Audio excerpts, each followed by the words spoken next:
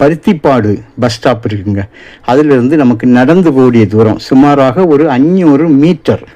இந்த 500 மீட்டரில் ஒரு 400 மீட்டர் வந்து தார் ரோடு தான், ஒரு 100 மீட்டர் மட்டும்தான், அதாவது ஒரு 300 அடி மட்டும்தான் மண் ரோடு. நம்ம இடம் அழகான காம்பவுண்டு, 4 பக்கமும் வேலி போட்டு 8.25 ஏக்கர் இருக்குங்க. 8.25 ஏக்கர்.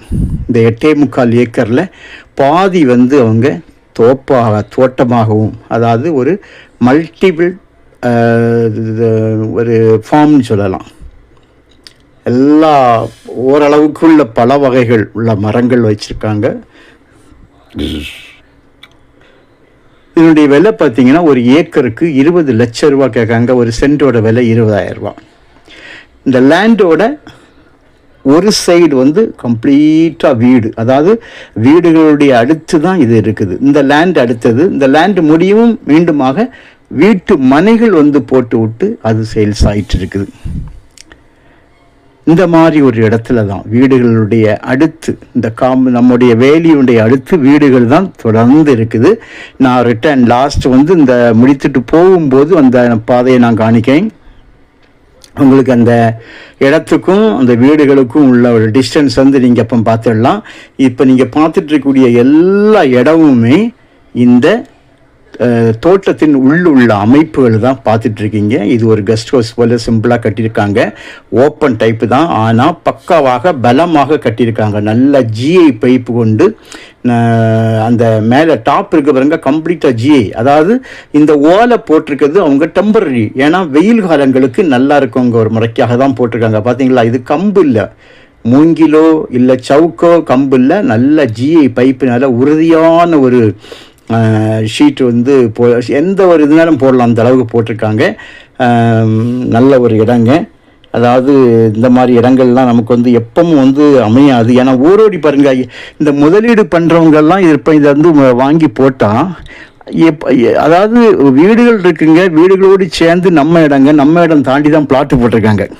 ஸோ அந்த பிளாட்டு சேல்ஸ் ஆகும்போது அப்போ வீடுகளுக்கும் அந்த பிளாட்டுக்கும் இடையிலையாக நமக்கு உள்ள இந்த இடங்கள் இருக்குது. அது நாய்க்குண்டு நிறைய இருக்குது பாருங்கள், நான் பார்க்கிங்களா, இது வந்து நாய்க்குண்டாகும். உள்ளுக்க வந்து 3 நாய் வந்து ஆல்ரெடி உள்ளே இருக்குது, ஆனால் உள்ள நிறைய நாய் போடலாம் அந்த மாதிரிப்பட்ட கூண்டு. ஸோ இதனுடைய 8.25 ஏக்கரில் உங்களுக்கு வந்து பாதிக்கு பாதி வந்து தோட்டமும் தோப்புமாக மொத்தம் இருக்குங்க. அதாவது இதுக்குள்ளே நிற்கக்கூடிய ஓரளவுக்கு நாங்கள் பார்த்ததில் வந்து ஓரளவுக்குள்ள அந்த என்னென்ன மரங்கள் இருக்குதுன்னு நான் உங்களுக்கு சொல்கிறேன்.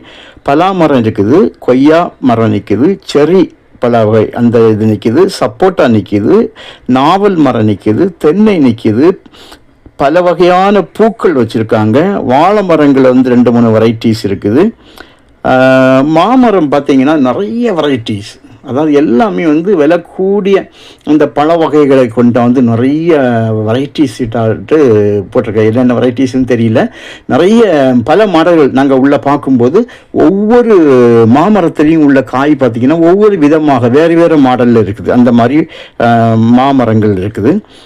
இது பார்த்தீங்கன்னா நெல்லி வந்து உங்களுக்கு 2 நெல்லியுமே இருக்குது, நாட்டு நெல்லியும் இருக்குது, காட்டு நெல்லியும் வச்சுருக்காங்க. இந்த நாவல் எல்லாம் பார்த்தீங்கன்னா பூத்து இருக்குங்க, எல்லாமே வந்து ஹைப்ரிட் ஆகும். வச்சிருக்கிறது எல்லாமே உங்களுக்கு வந்து ஹைப்ரிட் தான். அப்புறம் வந்து ஒரு இந்த எலுமிச்சி வச்சுருக்காங்க. இன்னும் எனக்கு வந்து சொல்ல தெரியாத அளவுக்கு வந்து வேறு மரங்கள் இருக்குது, அதனுடைய பேரே எனக்கு தெரியல.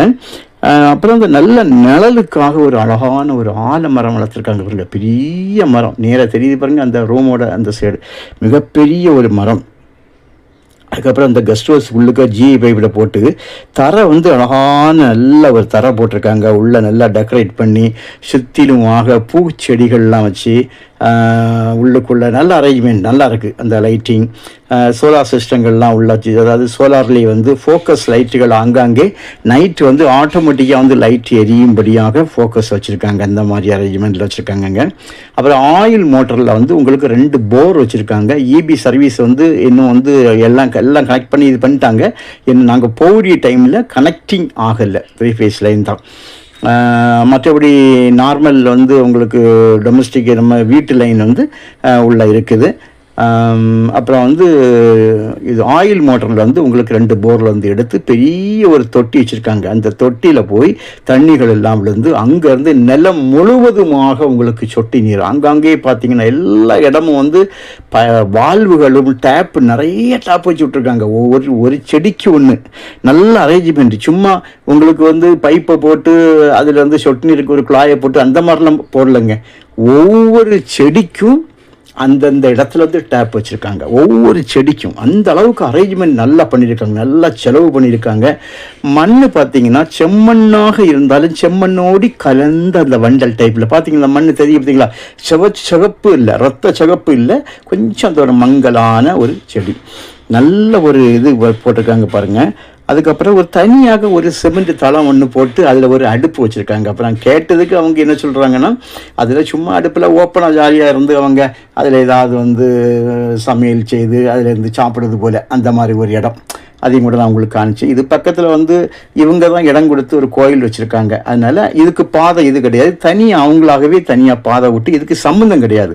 ஆனால் நம்ம கொடுத்தனால, அதாவது இவங்க கொடுத்த நாவல் மரத்துள்ள பூக்களை பார்த்தீங்களா, பூ பூத்தி இருக்குது, நாவல் மரம் சின்ன மரம் தான்.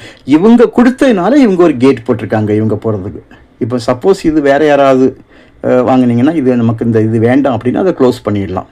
இவங்க வந்து கோயில் வைக்கிறதுக்கு இடம் கொடுத்துருக்காங்க.